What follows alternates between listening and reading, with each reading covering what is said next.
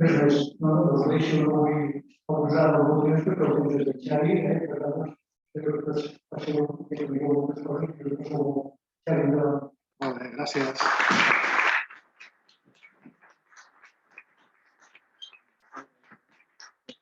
Està obert el micro, aquest sí. Molt bé, gràcies, Joan, per les teves paraules. I, com ell ha dit, avui parlarem de jazz, però, clar, no només parlarem de jazz, parlarem d'un tema una mica més genèric. Jo el que vull provocar una miqueta en tots els que heu vingut aquí avui és provocar una miqueta d'interès o de curiositat o fer notar un fet que igual el tenim molt integrat en nosaltres però que no sabem ben bé els seus orígens. No volia parlar de la història del jazz, perquè la història del jazz només cal clicar al Google i hi ha 5 pàgines de la història del jazz que tothom pot llegir perfectament. És molt fàcil. Jo he titulat això blanc-negre, black-white. No? I el tema en qüestió és que jo, tal com ha explicat en Joan, jo tinc una carrera clàssica per haver estudiat el clarinet, però en un moment de la meva vida trobava que no era el meu medi i em vaig encuriosir per la música moderna, el jazz, vaig estudiar saxo fent jazz i tot això em va obrir tot un ventall de coneixements que no tenia gaire clars i vaig anar desengranant, descobrint un fet que ha estat importantíssim en tota la música moderna del segle XX. I aquest és el que la teoria i la tesi, diguéssim, d'anar per casa que us presento avui, que és aquesta blanc o negre. Hi ha una diferència molt clara entre el que podríem anomenar música d'arrel de raça blanca o la música d'arrel de la raça negra. Primer de tot, tiro pel davant. Si en algun moment teniu algun... Després podem fer alguna pregunta. Hi ha informació, intentaré anar bastant a la idea. Si algú té alguna cosa que se li escapa, que m'ho pregunti. Si no, preneu nota i al final de tot el que pugui contestar ho farem molt de gust. Comencem. Mireu, algú em podria dir alguna diferència entre aquesta música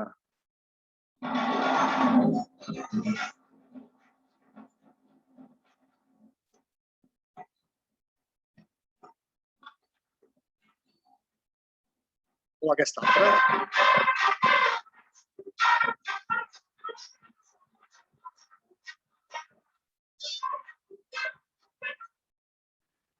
És molt diferent, radicalment diferent. Totes dues són d'arrel popular, és a dir, no he anat a buscar res extraordinari, són músiques d'arrel popular. Una és bàsica, claríssimament d'arrel africana i l'altra és d'arrel europea. Bé, el fet que us expliqui, el fet que aquest musical que us explico avui té arrel amb això que explico aquí, que és que al llarg de 400 anys hi ha un mercat esclavista mundial ferotge a les noves colònies, és a dir, tota Sud-amèrica, Amèrica del Nord, i un dels principals, diguéssim, mercadistes d'aquest fet són Espanya, Portugal, França, Gran Bretanya, que tenien, Holanda, com diu aquí, que tenien colònies, les que feia falta mà d'obra, i van considerar que la mà d'obra més barata i assequible era anar a l'Àfrica. I, com diu aquí baix, desenes de milions de persones van ser tretes del seu lloc, de l'Àfrica, per conquerir d'aquesta manera, a base de treballar, mig món. Desenes de milions de persones estem parlant. I, a més, com a fet ja he apuntat aquí, l'últim esclau, que era aquesta noia que es deia Rhodesia, que el seu amo la va anomenar Sally Smith, va morir el 1937.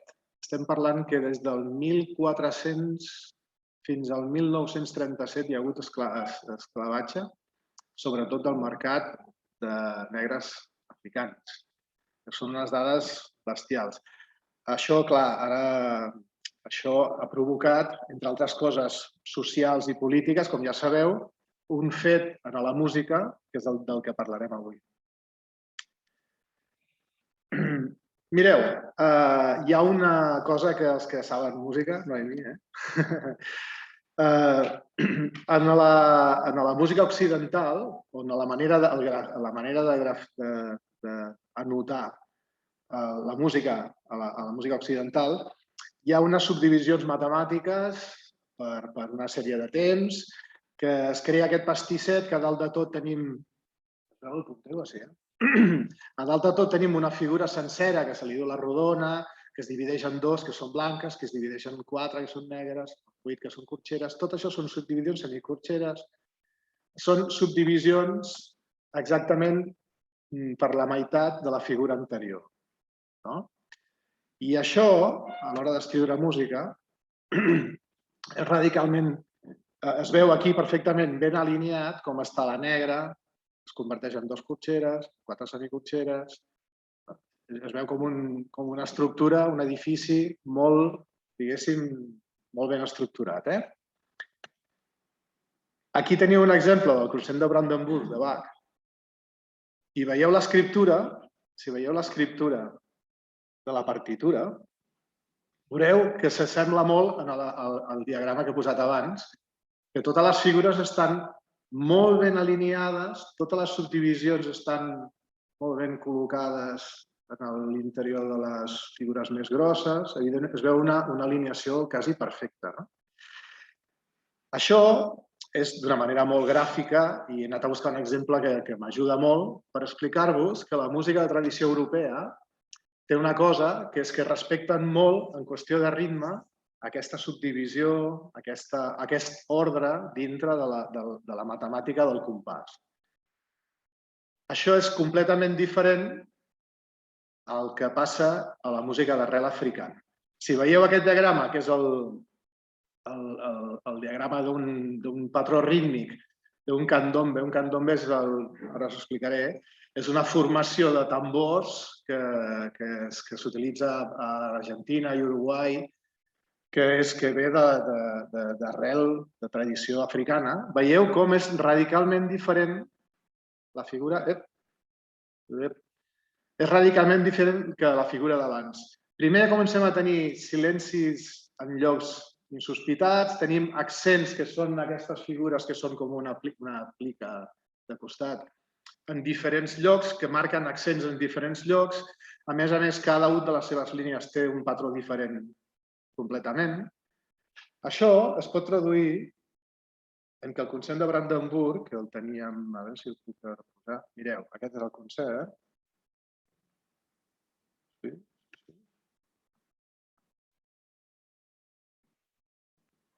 Hola. Ara se'n va.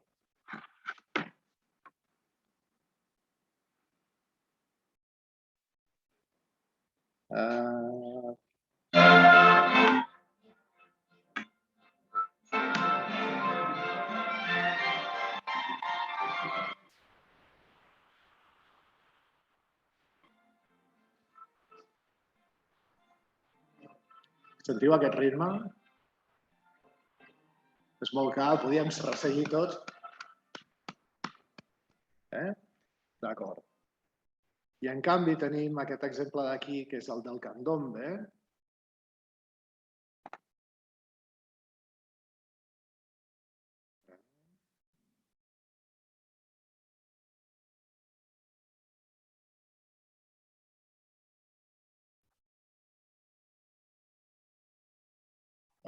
Ara està sense àudio.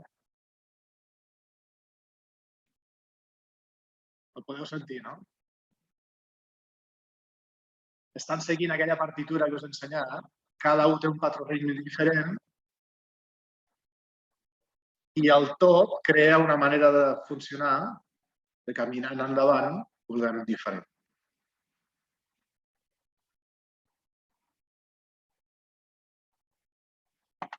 Perfecte.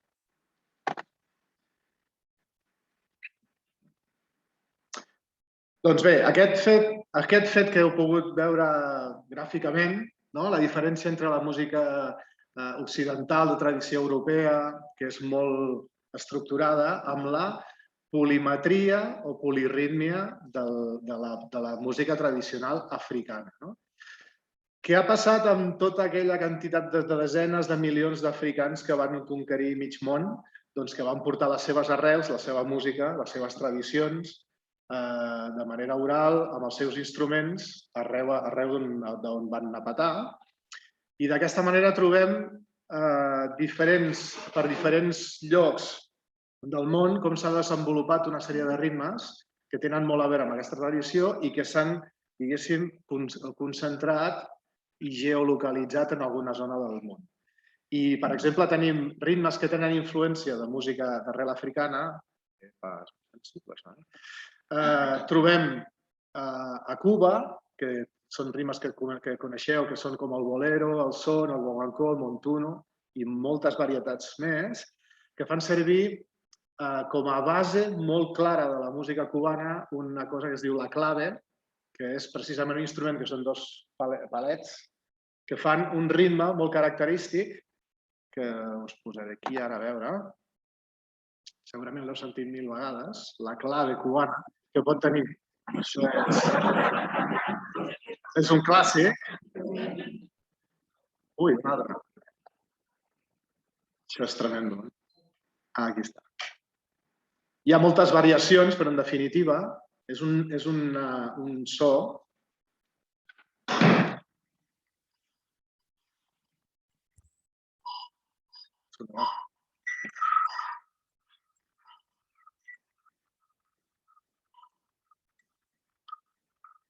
aquest instrument i aquest ritme.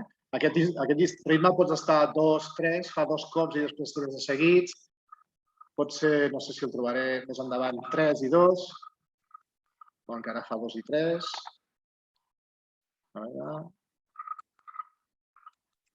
Alguna petita variació, depèn del ritme que és, però en definitiva és això. Això és la clave. Això és la clave. Després tenim tots els negres que van anar a petar al sud dels Estats Units, a Nova Orleans, amb el que tenien a mà van crear un ritme per les bandes de carrer que es deia el second line, que és intentar sintetitzar tota la percussió africana amb un sol instrument que seria la bateria. I aquest seria un ritme semblant. La clave també està ficada aquí dintre, la manera de tocar les accentuacions del ritme. A veure si no ben igual.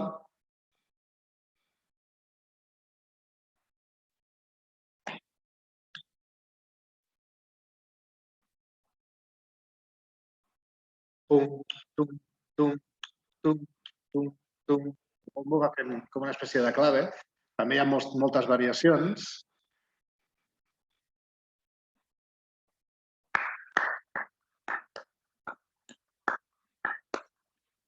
Com va fent la clave. Tenim un fet comú, diguéssim, veieu? Si ens n'anem a Uruguai, Argentina, tenim el candombe que he ensenyat abans. No sé si sortirà un altre exemple. El candombe és la formació aquesta que deia és molt interessant. El candombe, la formació aquesta que us he ensenyat abans, que hi havia un timbal molt gros, 2 de petits, un de mental, no sé què, tota aquesta formació se li diu el candombe i cada un d'ells té un patró rítmic que se l'ha de saber molt bé, complicat, amb unes accentuacions diferents i que tots junts, plegats, fan com aquest mantra. I aquest noi, que és el director d'un grup de candombe de Buenos Aires, crec, ara amb la veu i les palmes ens fa un exemple de tots els patrons rítmics que fa cada un dels músics. I veureu com va canviant, però al final sonen tots junts.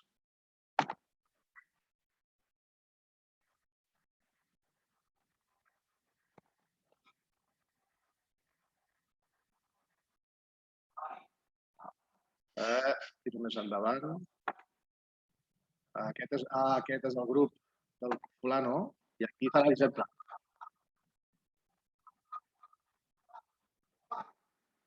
No fotis. Més endavant. Tremendo. Ara.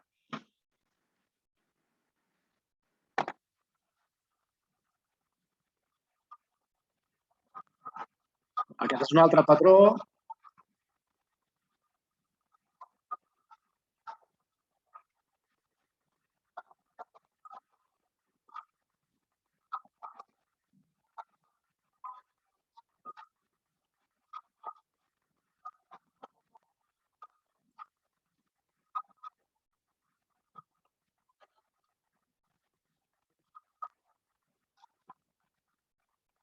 cada músic, cada un dels tambors, diguéssim, fa una línia d'aquestes completament diferents.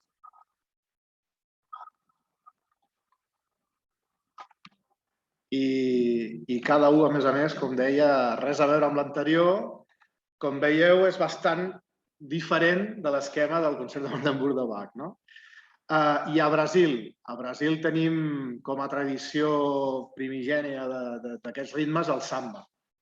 El samba, que com algú sap, s'imagina, no és la samba, es diu el samba. I de samba tenim un ritme també semblant.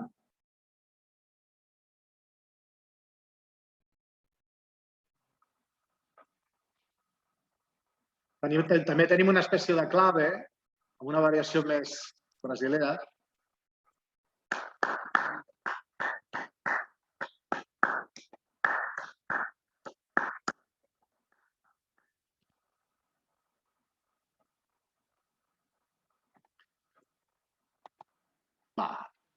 Bueno, amb tots aquests exemples suposo que us heu fet bastant la idea del que ha representat, diguéssim, l'aportació més important que ha fet la cultura afroamericana en tota la música de tot el món.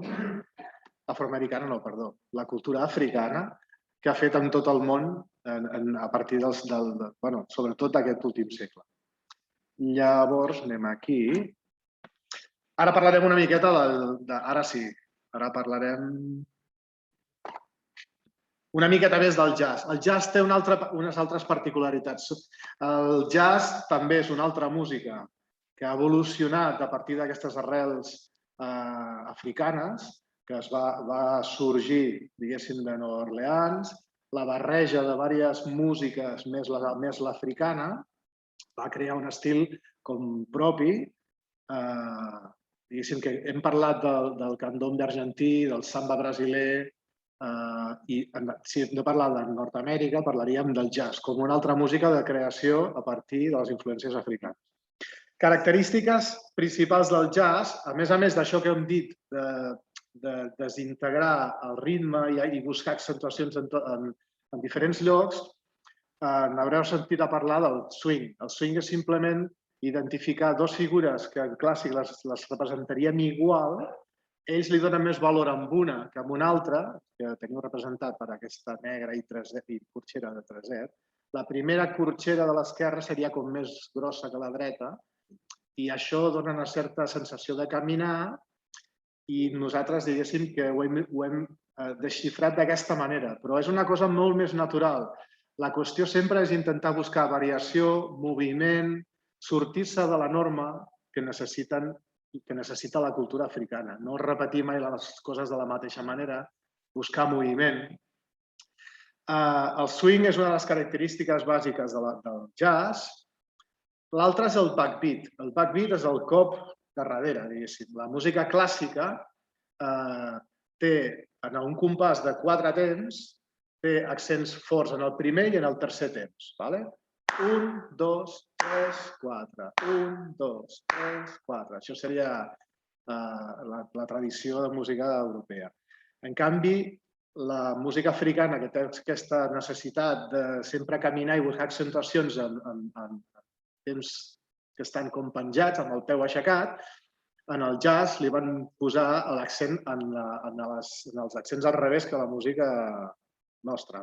Llavors seria 1, 2, 3, 4. 1, 2, 3, 4. Això és el que se li diu el backbeat.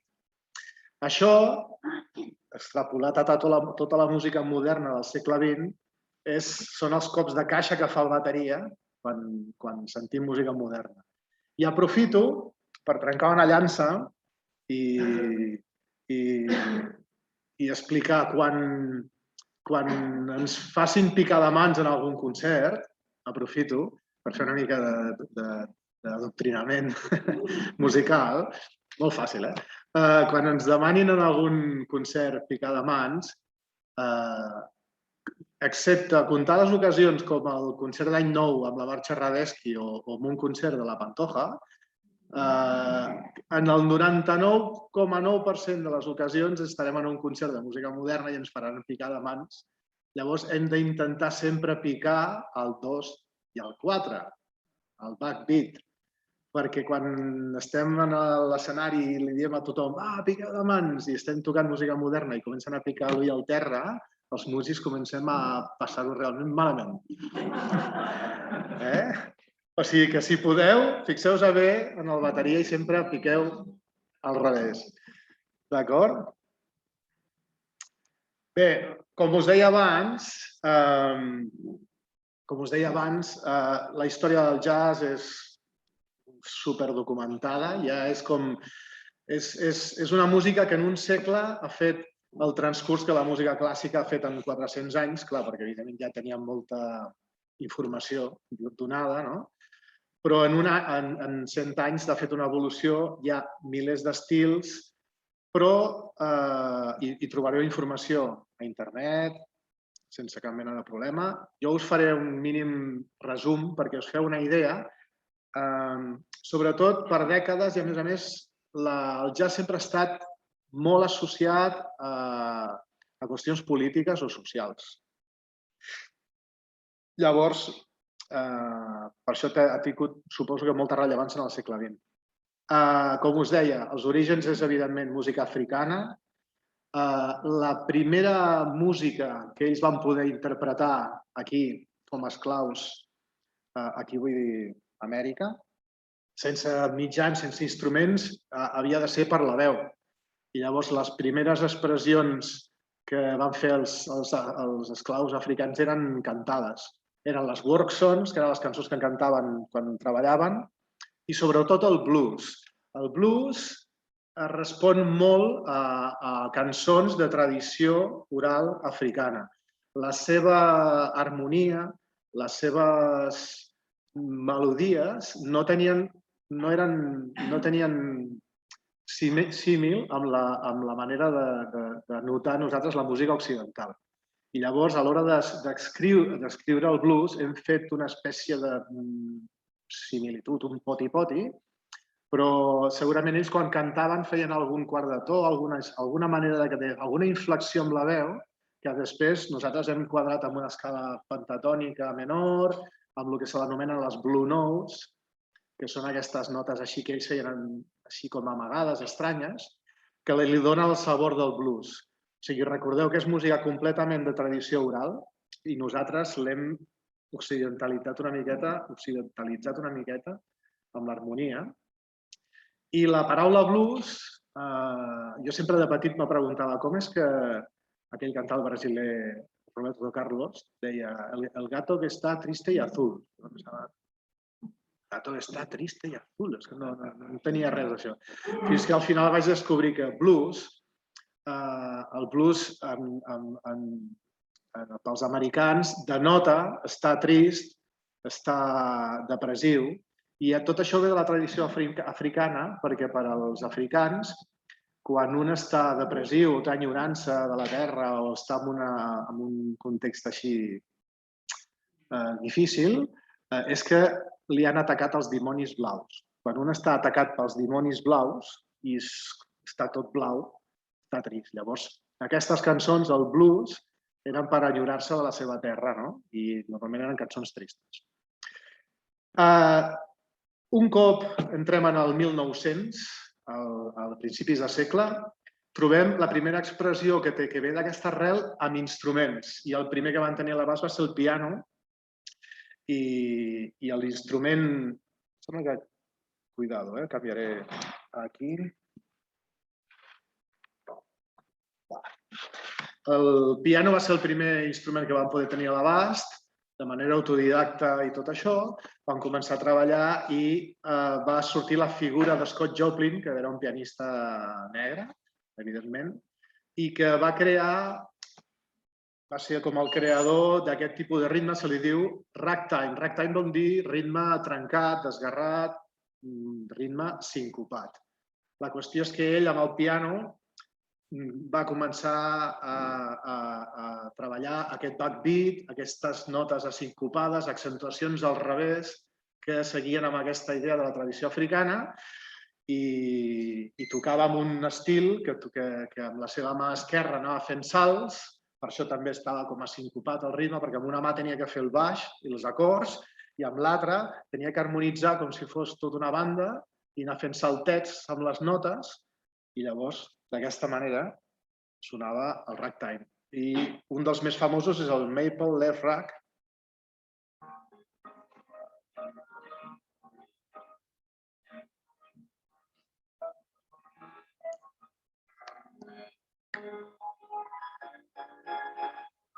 Veieu que accentua notes a tot arreu. Ja com el ritme va com canviant de...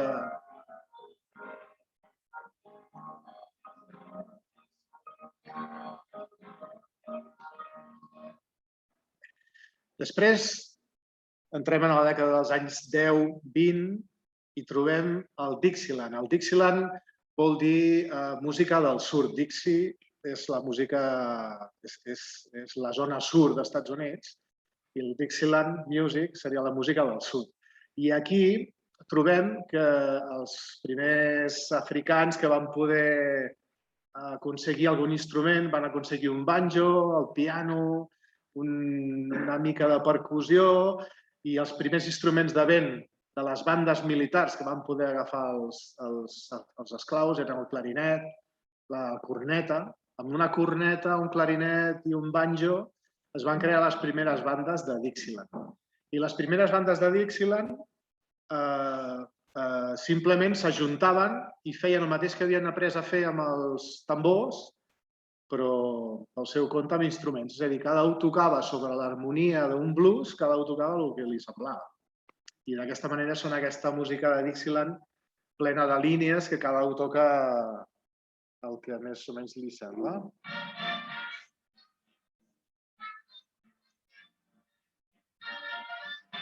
Aquí veiem la trompeta fent una melodia i el clarinet i el trombó tocant lo seu, improvisat, sobre un ritme.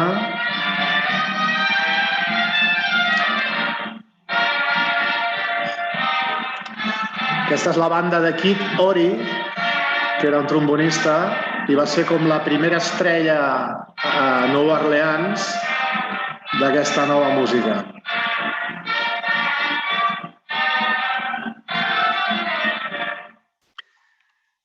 Passen els anys, arribem als anys 20 i passa un fet molt important i és que a Nova Orleans la música del jazz s'havia apoderat del barri de Storyville, que es diu, estava ple de cases de prostitució, de locals, de tota mena, i decideixen precintar i tancar aquell barri. Aquell barri era una indústria bestial de música i donava de menjar a músics i a prostitutes i a 1000 coses més.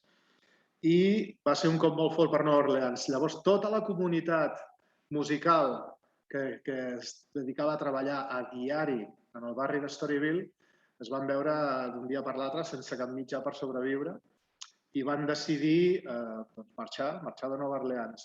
I seguint el curs del Mississippi, tots els músics es van desplaçar primer cap a Chicago i després van acabar a Nova York. És la ruta, diguéssim, que van fer la música de jazz en 2, 3 o 4 dècades. La primera parada va ser Chicago. Coincidim amb el Chicago, recordeu, de les pel·lícules que coneixem, els gàngsters, la Ley Seca, blanc i negre. No, ells no vivien en blanc i negre, però nosaltres ho veiem en blanc i negre tot. Els gàngsters, el contraband i unes ganes boges de disfrutar de la música i la creació d'infinitat de clubs que venien alcohol i hi havia música a diari on tothom, cínicament, anaven a esbargir-se totes les nits i hi havia una activitat bestial musical. Això va ser l'ajuda que les formacions aquestes de Dixieland que havien pujat de Nova Orleans, com hi havia calés perquè es tocava a diari, molts músics van començar a buscar feina i les bandes, és una qüestió de selecció natural, les bandes van començar a créixer i en comptes de ser de 4 o 5 músics van acabar sent de 12, 14 o 15 músics i es van crear les primeres big bands, grans bandes de músics. Hem de pensar que totes aquestes bandes dels anys 20 eren de músics negres, absolutament. No hi havia ni un blanc. Els blancs encara el jazz el miraven com de dir, ostres, què és això? No? Aquestes primeres bandes van arribar als clubs de Chicago i més tard fins a Nova York. I l'exemple que us he posat és el Duke Ellington, que ha esdevingut un compositor reconegudíssim, que va, diguéssim, intel·lectualitzar el jazz, li va treure una miqueta la pols aquesta de música barriobajera i li va donar un cert prestigi i una certa classe en aquesta música. I ell va crear una banda que la va tenir més de 40 anys en actiu, amb els mateixos músics, només substituïa un músic quan se li moria, el músic. Sí, així és. O sigui, per dir una cosa, el guitarrista, és una anècdota, el guitarrista de la banda de Duke Ellington va estar 40 anys a la seva banda i no va fer mai, ni en 40 anys, un solo de guitarra. És l'únic músic que ha fet jazz 40 anys amb Duke Ellington i no va fer mai ni un solo. Però tenia la seva feina, feia la seva feina. Doncs Duke Ellington va arribar a Nova York, era un tio molt llest, i va anar creant una banda i va entrar a treballar en aquests locals. Un dels més famosos, coneixereu per pel·lícules, que era el Cotton Club del barri de Harlem. I en el Cotton Club, Duke Ellington va trobar una veta per triomfar importantíssima perquè va començar a vestir les ballarines amb plàtans i palmeres i coses d'aquestes i va inventar-se un segell de música que era el sonido jungle, el so de la jungla, i això era molt kitsch, en els blancs els hi feia molta gràcia de veure noies negres que ballaven i els negres que tocaven música de la jungla, tot i que no era de la jungla, que era un invent del Duke Ellington i era jazz. Però va tenir molt d'èxit. I un dels seus temes més famosos és aquest It don't mean a thing if I ain't got that swing, que vol dir res té significat si no té swing.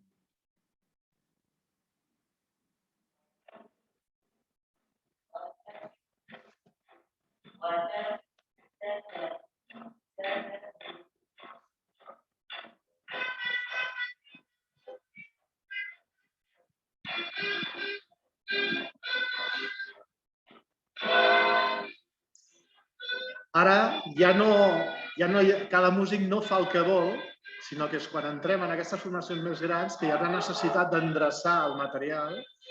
Hi ha un director, que era el Duke Ellington, que llavors comencem a veure els primers arranjaments. Ell decideix què fa cada secció de músics. Ara toquen aquests, ara toquen aquell, escriu les veus. Comencen a haver-hi cantants que...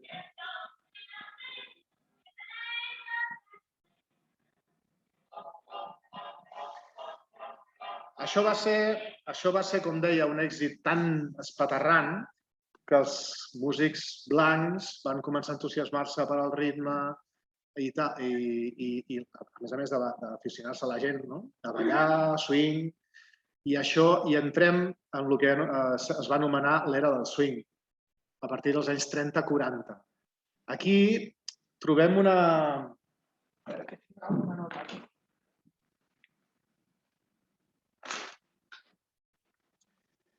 Aquí trobem que els músics blancs es comencen a aficionar per aquesta música i comencen a crear les seves bandes, big bands amb músics blancs.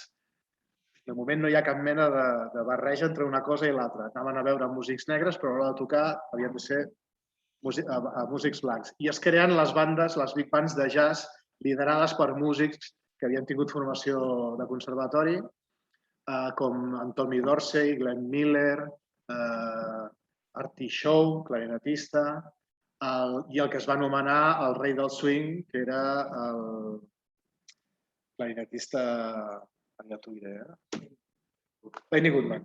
Clar, és que ara tinc tantes coses al cap. En Benny Goodman, que se'l va anomenar el rei del swing. Els que van fer tota aquesta gent és agafar tota aquesta música que estaven mamant dels músics negres i van fer les seves bandes. Això va triomfar. Va ser va coincidir amb la creació del cinema sonor, aquest fet, i això va crear que es comencessin les pel·lícules musicals, de grans espectacles musicals, van viure la seva època daurada. I llavors això també va crear que aquestes bandes sortissin en el cinema, hi haguessin cantants famosíssims, músics famosíssims que treballessin en el cinema fent aquestes formacions. Tothom coneixem aquestes... Tothom tenim en el cap aquestes peces. Glenn Miller.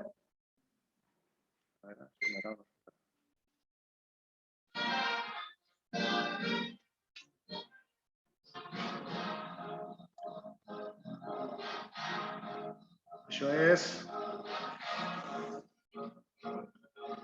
Val a dir que hi havia una diferència estilística, tots feien jazz, però entre les bandes americanes blanques i les negres, que eren Count Basie, les negres, Count Basie, Duke Ellington, Fletcher Henderson, eren big bands de músics negres, o les que he anomenat abans, Tommy Dorsey, Art Pichold, Benny Goodman, Glenn Miller, tots aquests que eren bandes de blancs.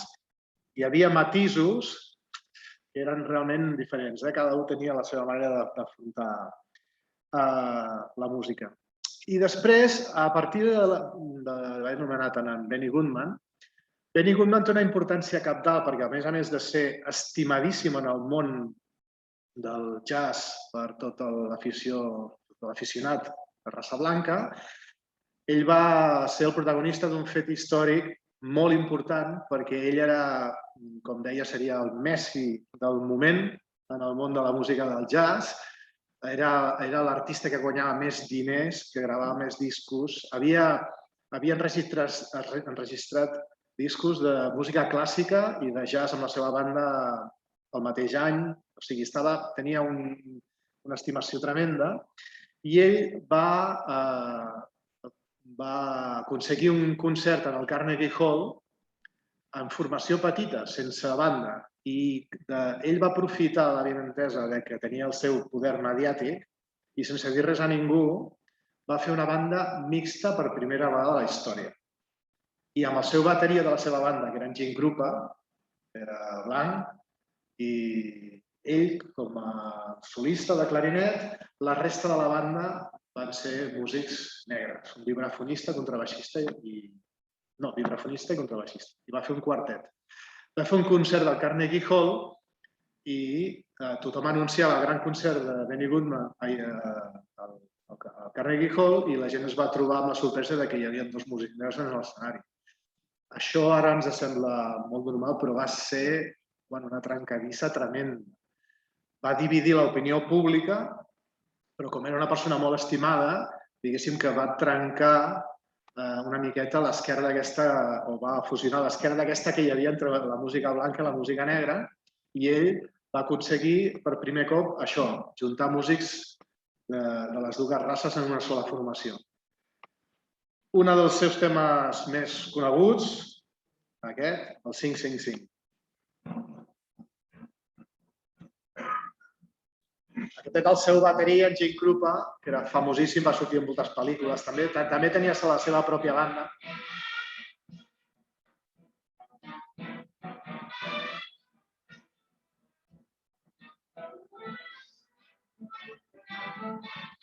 Veieu els accents també, tot allò que deia.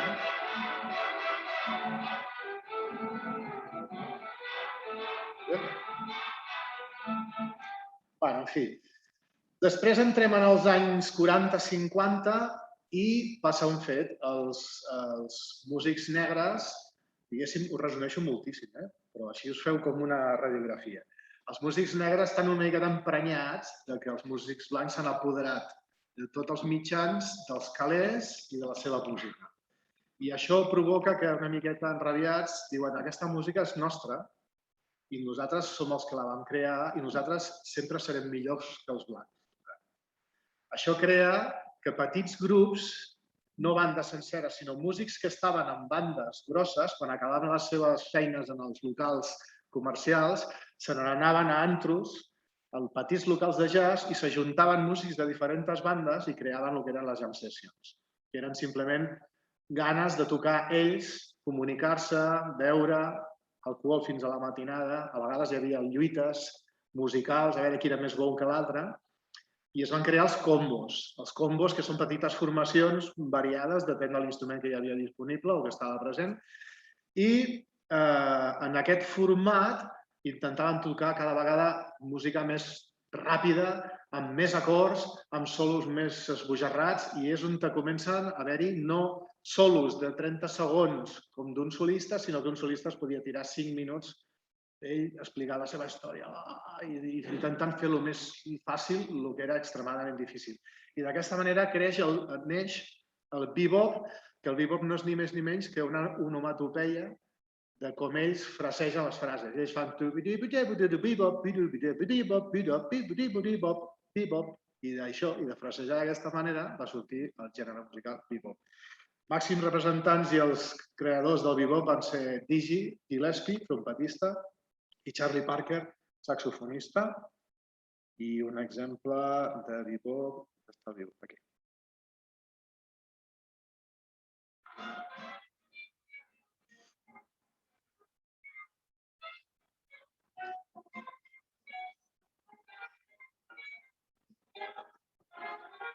És bojarradíssim. Aquest tema es diu bebop, precisament, del Dizzy Gillespie.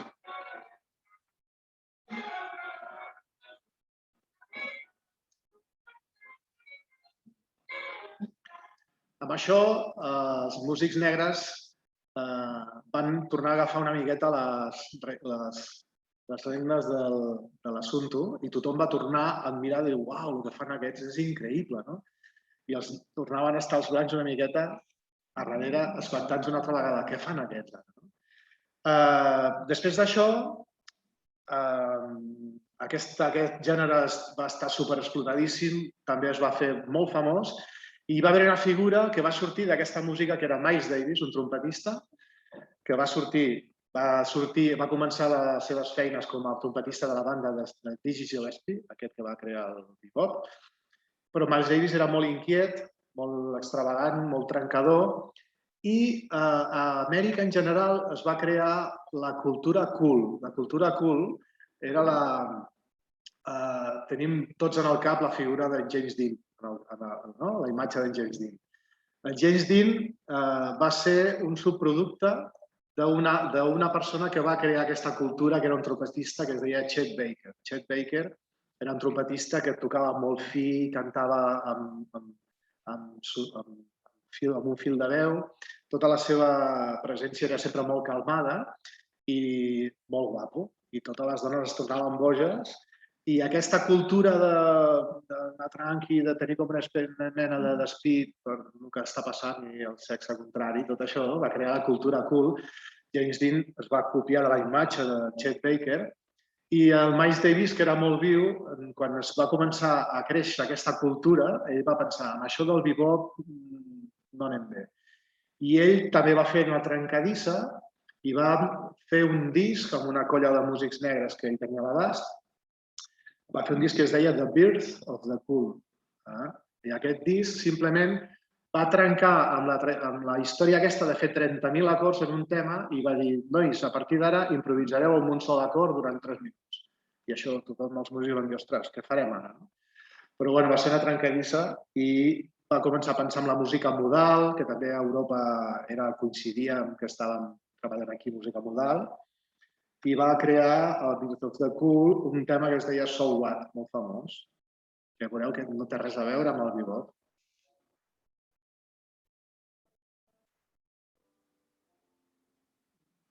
Però tiro una miqueta.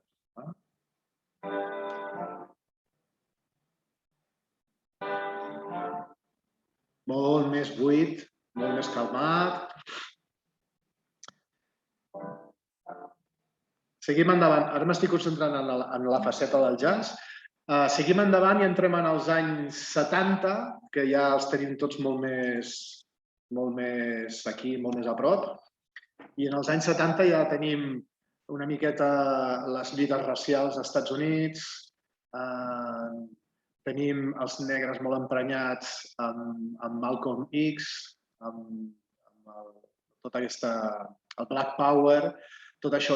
I els músics tenien molta rebeldia, hi havia molts problemes socials i això es va derivar en un jazz molt més agressiu, que cada un volia expressar-se de la seva manera sense trencar normes, fins i tot agressiu. Tot això va desembocar en el free jazz, és a dir, tota llibertat, llibertat d'expressió, i un dels màxims representants és Ornette Coleman.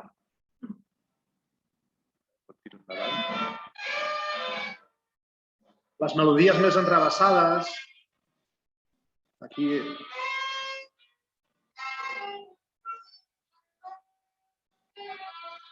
segueix un patró molt clar en aquest tema en qüestió, però les melodies són molt més enrevessades.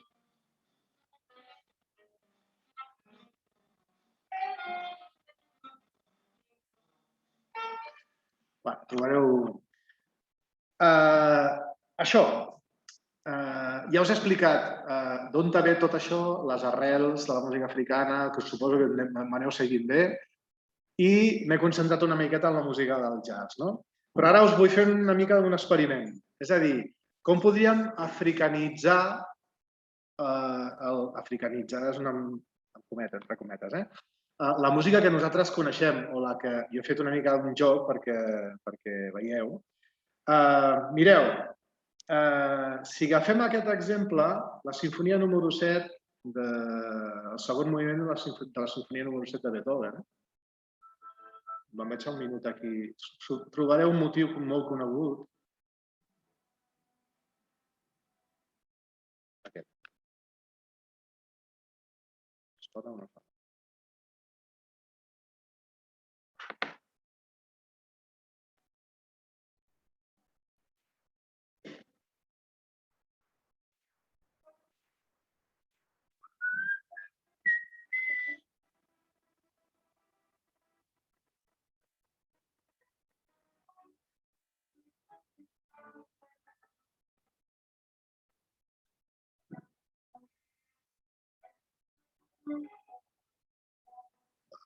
Aquest motiu de Beethoven.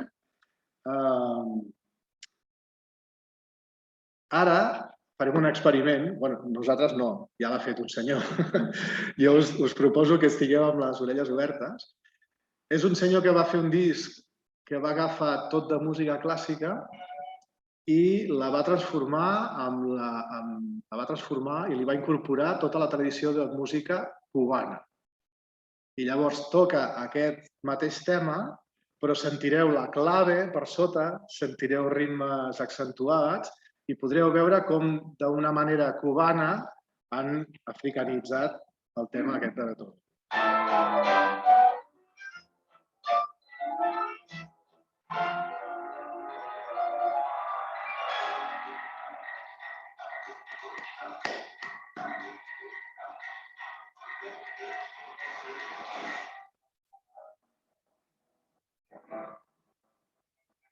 Els accents.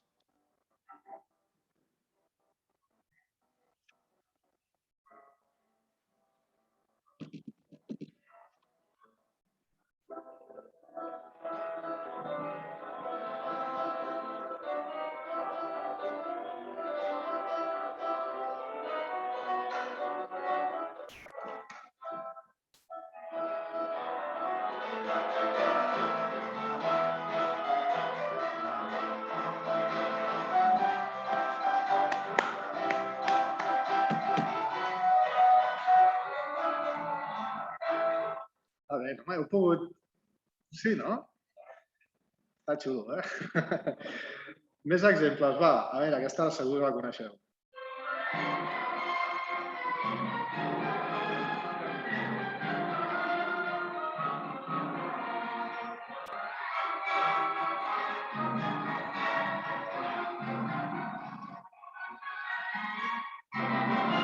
Està clar que és... És allò que dèiem, el toreador de l'òpera Carmen de Bizet. Aquesta és molt curiosa, En aquesta versió l'han americanitzat. Trobareu els instruments típics d'Amèrica, trobareu el backbeat, l'accent al 2 i al 4, trobareu swing, i a més, com a anècdota, no recordo, això és un... Mira, si teniu la idea, no recordo quina pel·lícula, però la va fer servir en Woody Allen en alguna pel·lícula. Em va fer molta gràcia. Mireu.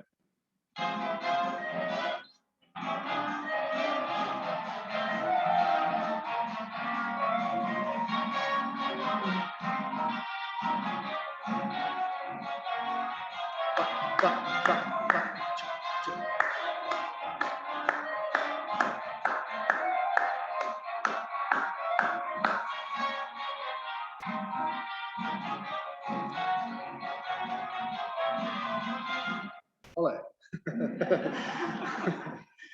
Un altre, l'últim, va. Sí, l'últim, aquest.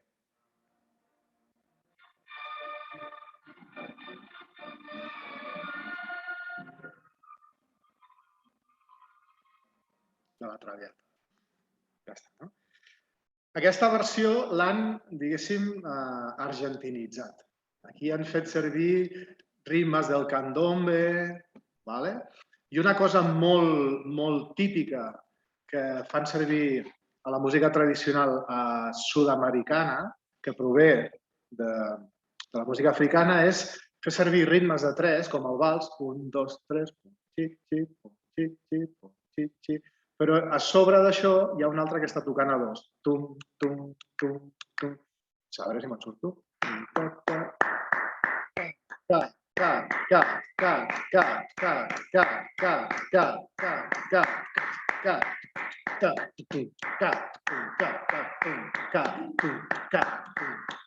Això és un ritme molt argentí, tocat amb tu. Això ho han fet amb la Traviata.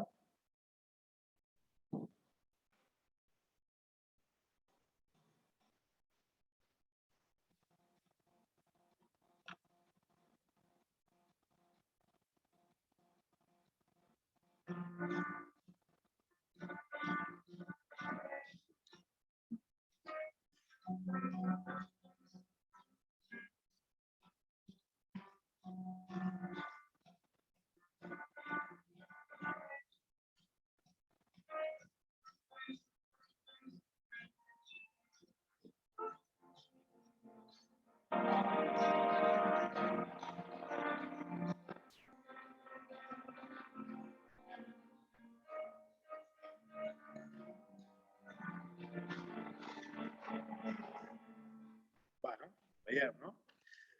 Això és com ha dit abans l'amic Joan, que de música només n'hi ha una. Això és un exemple.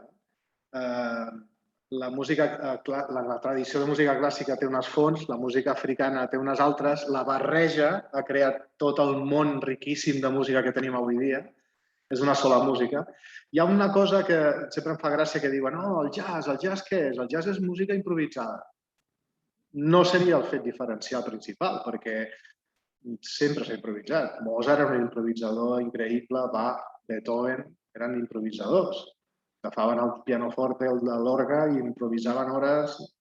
Improvisar no seria ben bé el fet diferencial de la música de jazz. Seria molt més diferencial el ritme i el fraseig. El ritme per tot això que he explicat i el fraseig perquè ja heu vist que hi ha una manera de tocar l'instrument que no seria l'ortodox, sinó que és propi de la cultura africana, que és a veure amb aquesta eina de quines maneres les puc arribar a fer servir i buscar nous sons, inflexions. Tot això seria molt més característic. Estem quasi arribant a la fi, però m'agradaria fer-vos, amb això que us deia de música blanca, música negra, en les darreres dècades posaré algun exemple del que jo considero, perquè aneu veient, del que considero música que té arrels, encara que sigui música moderna, música d'arrels blanca o música d'arrels negra. Mireu, no sé si ho tinc aquí. Sí, el Mr. Sandman no cal, però mireu. Tenim com a música blanca el de l'any 1965. Veieu que tot és podríem sentir el ritme molt clar,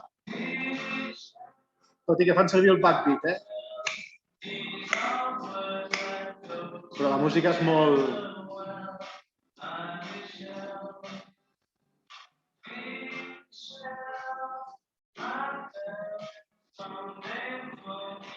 I veieu, a la banda negra del mateix any tenim a l'Aretha Franklin,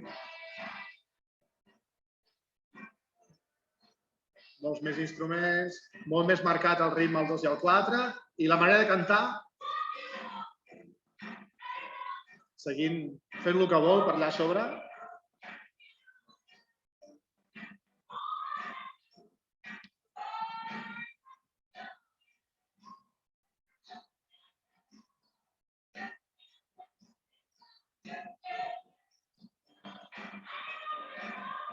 De l'any 72.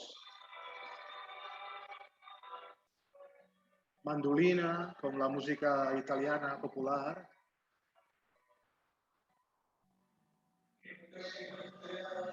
El backbeat, la pandereta. Música moderna.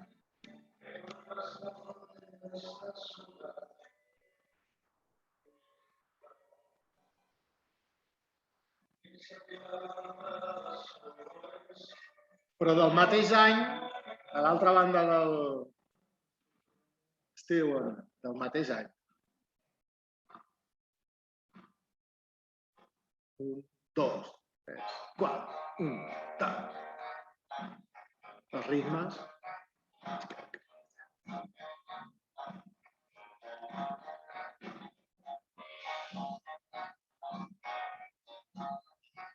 També la mateixa manera de cantar que l'Aretha Franklin. Quan canti ell, la melodia...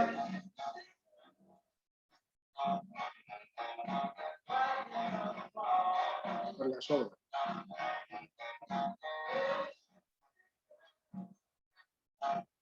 Canviar les frases, fent inflexions amb la veu, no s'ha de cantar estrictament. Vale. Del mateix any 78,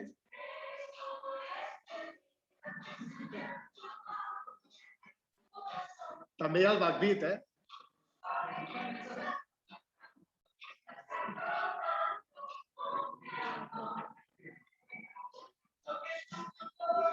Punxin, punxin, punxin, punxin, punxin, punxin. Del mateix any, Earth, Wind and Fire, Estats Units. Del mateix any,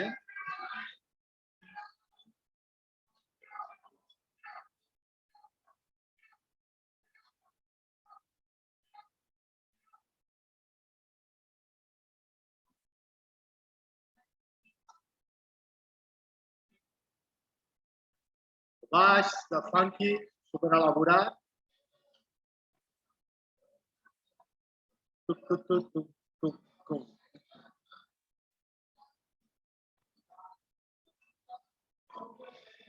Jo sóc un gran aficionat a la música negra.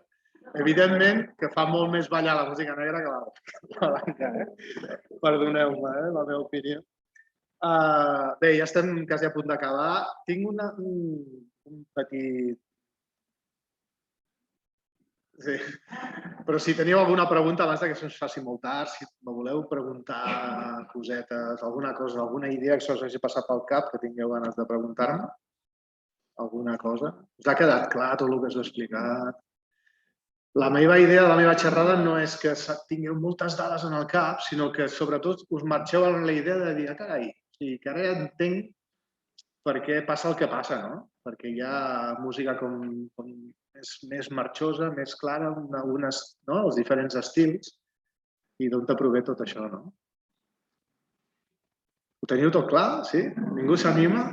Doncs només per acabar us poso 4 d'aquestes. No es tracta de que fem puntuacions, però mira, per saber a veure què us sembla.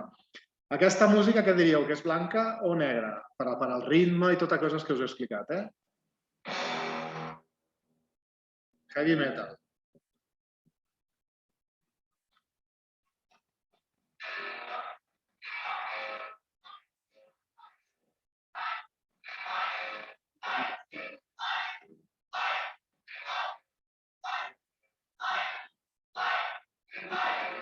Mireu la melodia.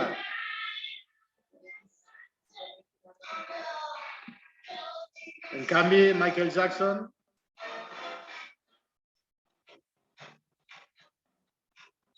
Ja comencem amb els cops a l'aire.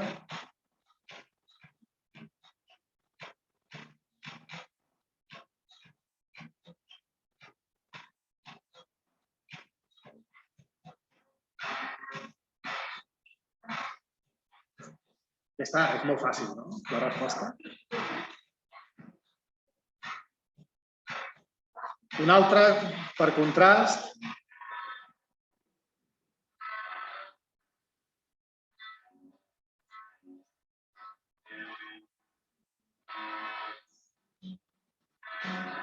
Tot i que el backbeat aquest està a tot arreu, eh? El 2 i el 4, famós que us deia.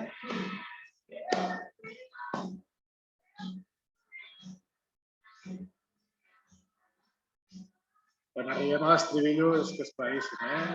És blanc, blanc, blanc, blanc. El heavy metal és blanc, blanc, blanc.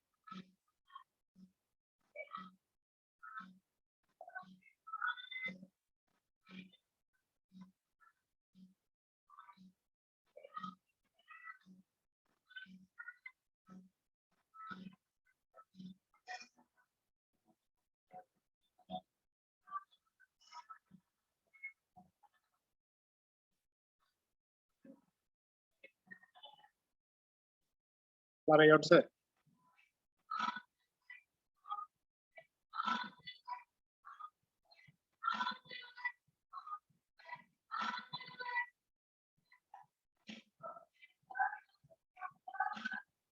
Negre, negre, negre. I això?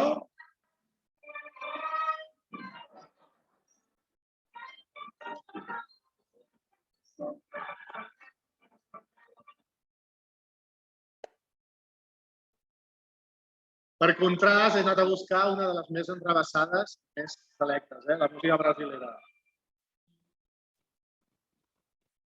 Tots els cops, els brasilers, de cada 300 fan un a terra.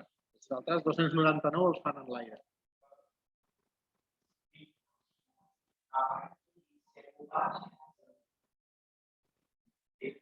Fins i tot la clave, que sentiu per aquí,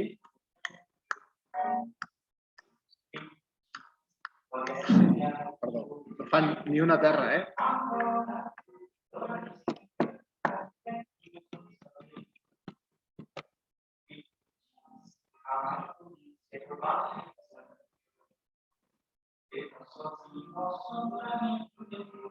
Preciós. Bueno, fins aquí.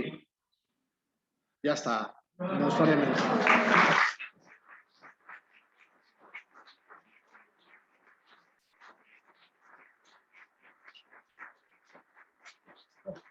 Gràcies.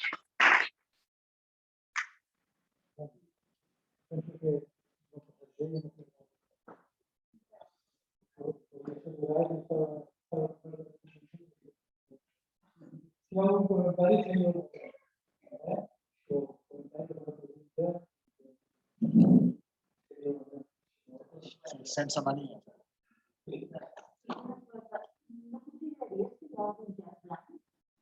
Sí, sí. El que passa és que... Val. Sí que n'hi ha de jazz blanc. Sí que n'hi ha. Quan es va crear la música cool, el moviment aquell que us he dit que coincidia amb la figura del James Dean en el cinema i tot això, va haver-hi molta més acceptació en aquell estil de música de músics blancs que de músics negres. Fins i tot l'escena més famosa del jazz del moment es va traslladar a la costa oest dels Estats Units, a Los Angeles, on hi havia en Jerry Mulligan, que tocava el saxo baríton, Stan Getz, Chet Baker, tots aquests eren músics blancs. I l'escena, ostres, per un temps molt curt, diguéssim que la capital del jazz del món es va traslladar a Los Angeles perquè hi havia una comunitat blanca. Hi havia en Paul Desmond, el Dave Brubeck, que van fer el famós Take Five, aquell tema Take Five, tot això es va crear a la costa oest i durant un moment aquell jazz era més de segell blanc que de negre. Després, en l'actualitat, diguéssim que ja ha perdut la identitat. Ara està completament barrejat, hi ha músics de tota mena. No ho he dit, però què passa a partir dels anys 70 en endavant? No? Evidentment, el jazz es barreja amb tot, es fa es dinamita en milers d'estils i avui dia hi ha estils per avorrir com qualsevol estil de música. Hi ha de tot, músics barrejats que fan barreges de tot, és difícil identificar. El que sí que ens podem quedar amb la idea de que no podem... O sigui, el jazz va néixer de la música negra i encara que si fas jazz, encara que sigui amb característiques més blanques, però clar, l'arrel continua sempre bé d'allà mateix. Sí. El flamenco o la música balcànica, totes són blanques o negres? El flamenco és el més negre que podríem tenir els blancs aquí, considero, però no és de la mateixa arrel. O sigui, el flamenco no té cap mena d'influència africana, a no ser que diguem nord-africana, que seria de la Mediterrània, del Marroc. Aquí sí que tenim influència en el flamenc, però no és la mateixa arrel que diguéssim. No té res a veure, però ni tampoc té res a veure amb el jazz. O sigui, els palos flamencos tenen una mètrica diferent, tenen una sonoritat i unes escales també pròpies, així més aràbides, més escales frígies, una sonoritat que té més a veure amb la Mediterrània, amb tota l'àrea d'influència de la Mediterrània.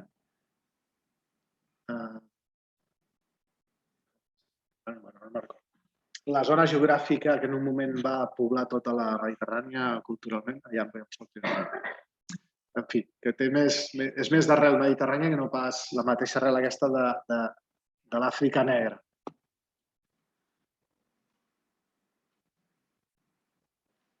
I la música balcànica és música popular, però diguéssim que tota la música europea, de tradició europea, clàssica, la música clàssica, ha begut molt de les fonts de la tradició de les seves regions. Beethoven no faria música balcànica, evidentment que no, però la subcultura que hi havia a Europa, diguéssim, influïa en les marxes militars, influïa en la música de ball europea, els valsos, les masurques, els rigodons, totes aquestes menes de balls, són molt més propers a la música tradicional de tipus com la balcànica que no pas, per contrast, la que hem trobat avui, perquè les que hem descobert avui era l'africana. Molt bé. Doncs res, espero que us hagi agradat.